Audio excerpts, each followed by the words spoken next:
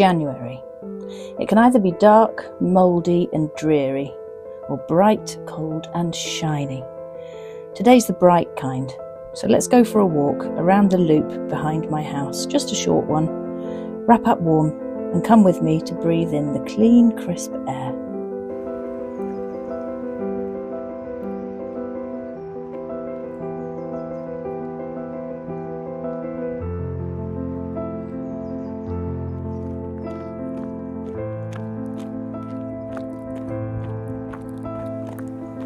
I live on the side of a hill, so I'm mostly walking uphill or down.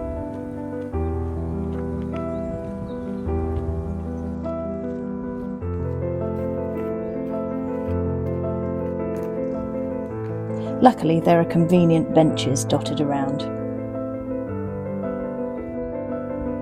We're facing northwest here.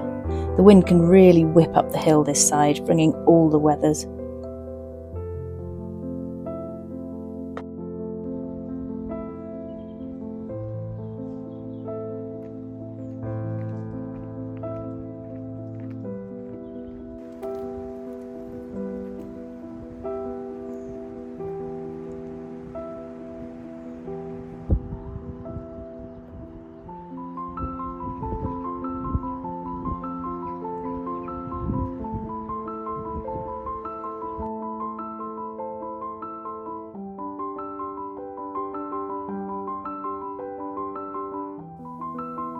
And there we are, looking down on my house and across the vale towards the Quantock Hills in Somerset.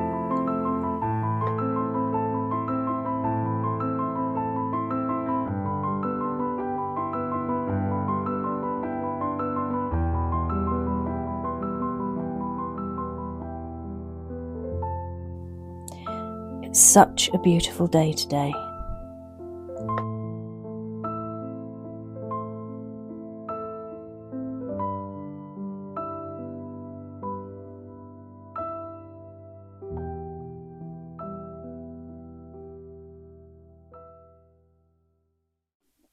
Let's just go and have a quick look at the view on the other side of the hill.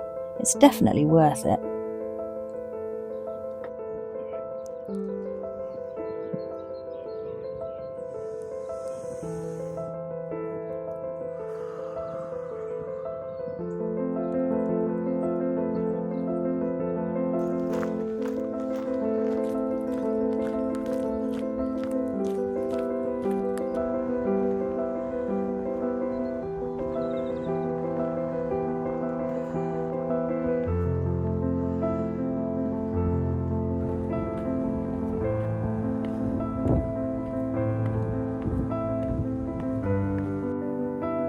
Home again, jiggity jig.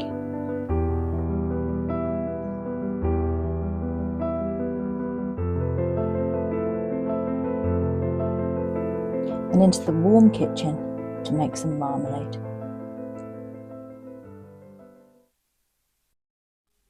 I've got 6 Seville oranges, 3 lemons, 4 pounds of granulated sugar and 1.5 litres of water. Put the water in with the oranges and the lemons and you let them cook for a couple of hours until they've all softened. Let them cool, scoop them out,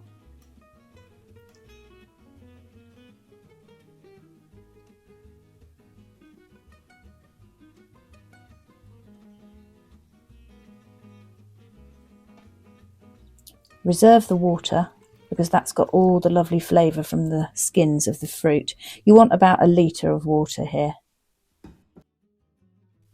Now you want to line a bowl with something that'll catch the pulp and the pips. That's just a jelly bag I'm using there. You can use a piece of muslin or anything which has got lots of holes in it to let the juice through. Now you want to scoop the pulp and the pips out from those oranges and lemons. Try and hold it over the bowl though, not like me there. It's just letting all that lovely juice go onto the chopping board. Have I learnt my lesson? Oh, there we go, look. Wakey, wakey. Yes, now I'm doing it the right way. Hold it over the bowl. Catch all those lovely juices. So continue until you've scooped out the pulp and the pith from the whole of those fruits. Now you're going to love this bit. You've got to gather up that bag and start to squeeze out all the sticky juice from the pips and the pulp. It's very sticky, but you really want to get as much of it out as you can. And that means you have to do a lot of massaging, a lot of squeezing, a lot of massaging. Keep at it until you get out as much as you can. That's got all the pectin in, which is going to make your marmalade set. So you really need to squeeze as much of that out as you can. Then start slicing your peels. You can make them as thick or as thin as you like. I sort of like them medium-ish. So get a really nice sharp knife, mind your fingers, and get chopping.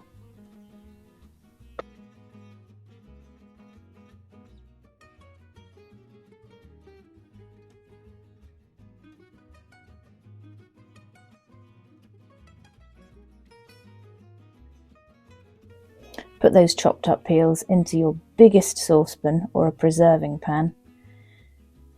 Add all that lovely juicy stuff that you've squeezed out of the muslin bag. Add the water that you've reserved from the boiling, and add your sugar.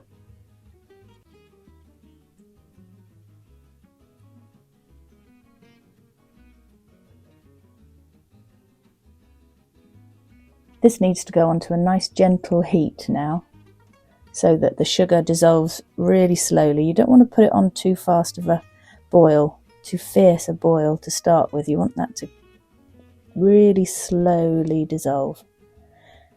Keep stirring it the whole time.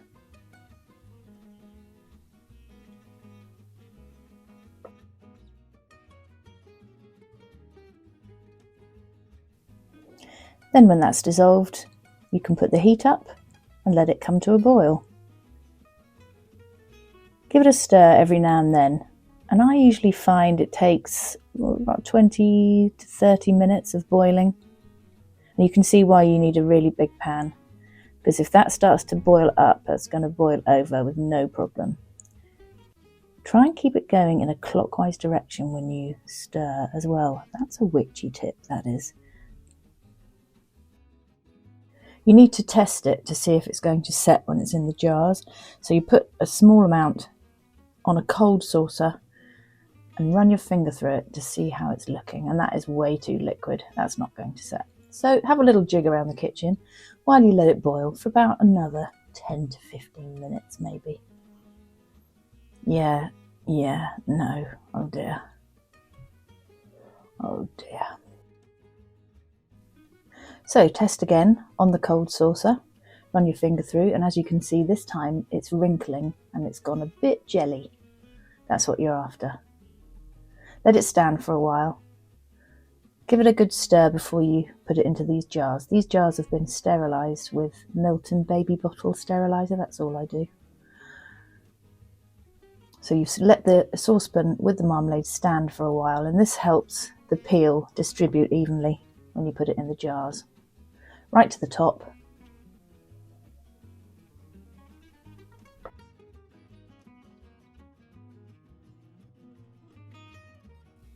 Then you need to cover the top of this marmalade with little wax paper discs. As usual, I haven't got the right size. I've never got the right size for things, so it's just going to have to be squished in. But this keeps the air off of the tops, which means that you can store them for a lot longer than if you didn't use them. So I'm just squidging them in, as you can see. Doesn't matter. And the wax on the top slightly melts on top of the hot marmalade and creates a really good seal.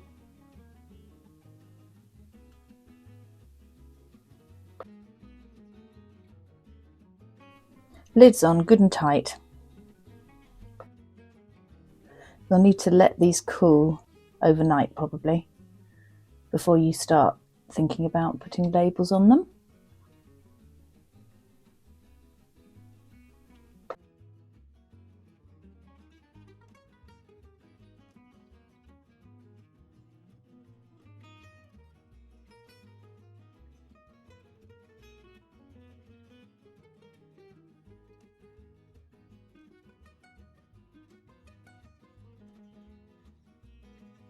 And then the best bit is testing.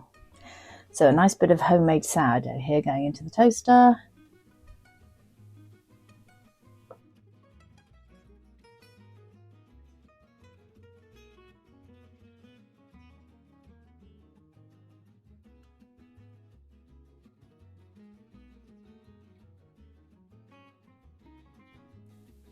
Get the butter on while it's nice and hot. Let that ooze through. Oh yes, my mouth is watering. Now let's have a look. It's always a bit of a worry when you first open the jar. Let's have a look. Peel off that piece of greasy paper. Oh, it's not sloppy. It's definitely not sloppy. How's it doing? Do you know, I don't think that's half bad. No, I think that's pretty good.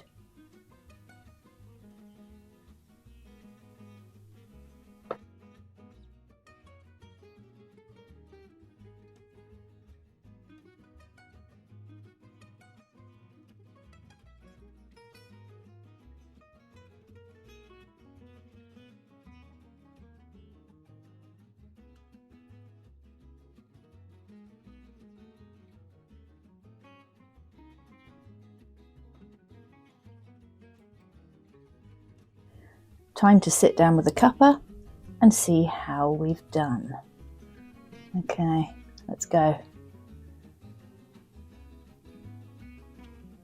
Is it good? Is it?